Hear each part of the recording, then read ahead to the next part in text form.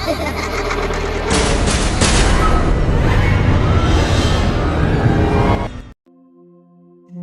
কি কখনো অনুভব করেছেন আপনি ঘরে একা আছেন, অথচ মনে হচ্ছে কেউ একজন আপনাকে খুব কাছ থেকে দেখছে, আপনার পাশে দাঁড়িয়ে আছে, আপনার নিঃশ্বাসের শব্দ শুনছে? যার সাথে ঘটেছে তার জায়গায় যদি আপনি নিজেকে অনুভব করান, তাহলে আজকের ঘটনার রিয়েল ফিল আপনি পেতে চলেছেন।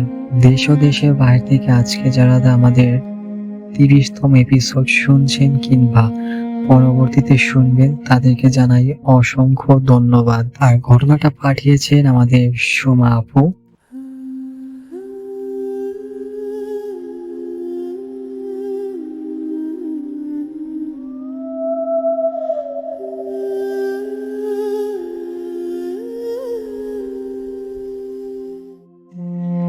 আসসালামু আলাইকুম ওয়া রাহমাতুল্লাহি ওয়া বারাকাতুহু। ওয়ালাইকুম আসসালাম ওয়া রাহমাতুল্লাহি ওয়া বারাকাতুহু। আমার নাম শোভা। আমি যখন ইন্টার ২য় বর্ষে পড়ি, তখন আমার পারিবারিকভাবেই বিয়ে হয় গাজীপুরের গোয়ালবাতান গ্রামে। আমি সবসময় বিকেলে ঘুরতে পছন্দ করতাম। বাবার বাড়ি থাকতে যেমন এ পাড়া ও পাড়া ঘোরাঘুরি করতাম, এখানেও তার কোনো কমতি ছিল না। প্রতিদিনই ঘুরতে বের হতাম। আমার এক ভাসুরের মেয়ে ছিল, সে আমারই বয়সী। আমরা দুজনে একদম বান্ধবীর মতোই থাকতাম। আমাদের ঘোরাঘুরি দেখে বাড়ির সবাই বলতো, নতুন বিয়ে হয়েছে, হলুদের গন্ধ যায়নি এখনো শরীর থেকে, এত ঘোরাঘুরি করো না, এই এলাকার কিছু জায়গা ভালো না।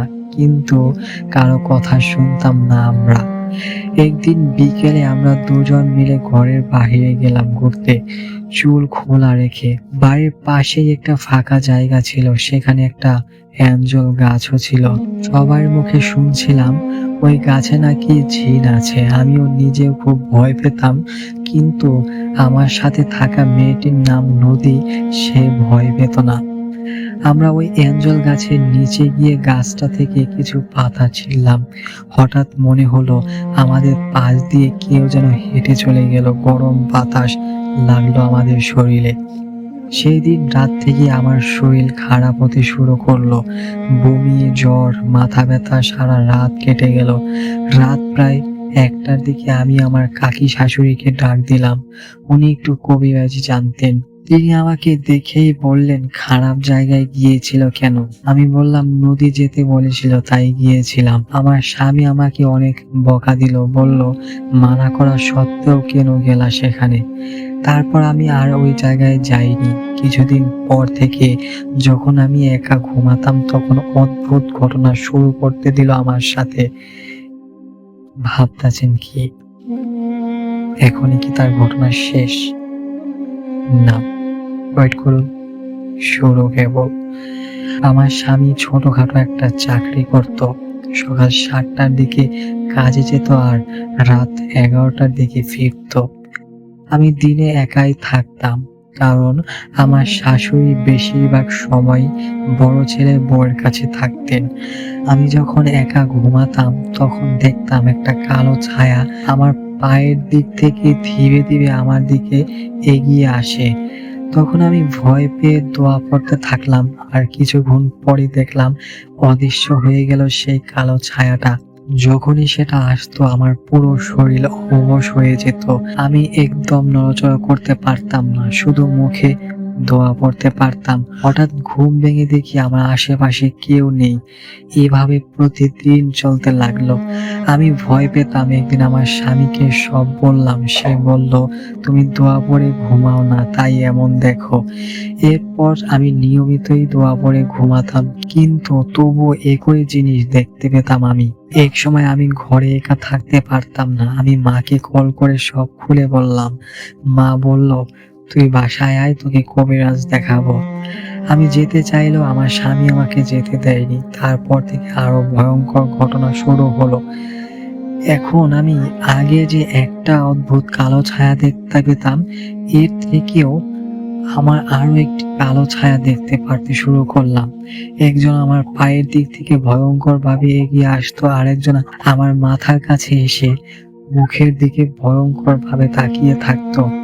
আমি ভয়ে একা একা কথা বলতাম, ভাবতাম তারা আমার কাছে কেন আসছে। একদিন আমার বাবা আমাকে নিতে আসে, সব শুনে তিনি হেসে বললেন, এসব হয়তো আমার মনের ভুল।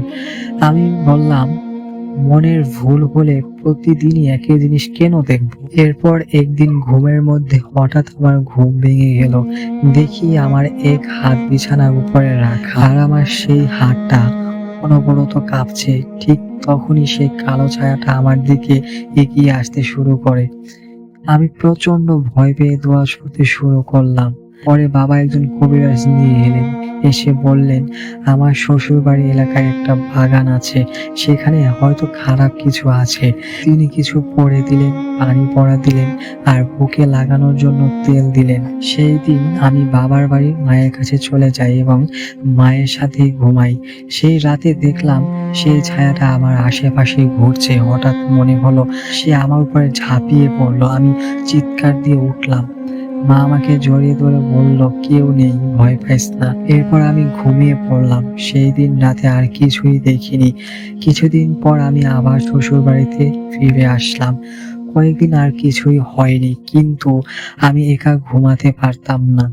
একদিন সাহস করে একা ঘুমালাম। হঠাৎ স্বপ্নের মধ্যে দেখি আমার ছোট ননদ, যার বয়স 10 থেকে 11 বছর হবে, আমাকে ডাকছে। বলছে, ভাবি ওঠো। আমি উঠে বসলাম আর বললাম, কি হয়েছে, আমার কাছে আয়। কিন্তু সে আমার কাছে আসছিল না। তার মুখে কালো কিছু একটা ছিল, আমি শুধু বুঝতে পারছিলাম সে আসলেই সেই জিনিসটা। আমি ডাকলেও সে আসছিল না। তখন আবার আমার শরীর অবশ হয়ে গেল। হঠাৎ দেখি সে নেই। পরের দিন সকালে আমার স্বামী অফিসে যাওয়ার জন্য বের হচ্ছিল। আমি তখন শুয়েছিলাম। বের হওয়ার পর একটু ঘুমানোর চেষ্টা করছিলাম। হঠাৎ চোখ খুলে দেখি লম্বা লম্বা চুল আর হলুদ চোখে এক ভয়ঙ্কর অবয়ব আমার সামনে এসে দাঁড়িয়েছে। আমি অনেক জোরে চিৎকার করে উঠলাম। আমার স্বামী তখন ঘর থেকে বের হয়নি। সে দৌড়ে এসে বলল, কি হয়েছে? আমি বললাম, সবকিছু খুলে বললাম। তারপর সে তার এক চীনা কবিরাজের কাছে নিয়ে গেল। সেই কবিরাজটি বললেন, আমার শরীরে সেই অবয়বটি বা জিনটি এখনো ঢুকতে পারেনি। আমাকে পানি পড়া দিচ্ছিল। এরপর আর দেখতে পাইনি সেই জিনিসটাকে। তারপর থেকে আমি একা ঘুমাতে পারতাম না। এদিকে আমার যেমন ভয় কেটে গিয়েছিল, অন্যদিকে নদীও ঠিক তেমনই ভয় পেতে শুরু করলো। সে মাদ্রাসায় পড়তো। প্রতিদিন রাতে নাকি কিছু একটা তার মুখে হাত বুলিয়ে দিত, চুল টানতো। প্রতি শনিবারে তার গালে আঁচড়ের দাগ দেখা যেত। তাকেও কবিরাজ দেখানো হয়। এরপর থেকে তার শরীর বন্ধ করে দেওয়া হয়। আমরা আর ওই বাড়ির বাইরে যেতে পারি না আগের মতো, আর যাইও না। এই ছিল ভাই আমার ঘটনা। আমি যতটুকু গুছিয়ে লিখতে পেরেছি আমি বলেছি।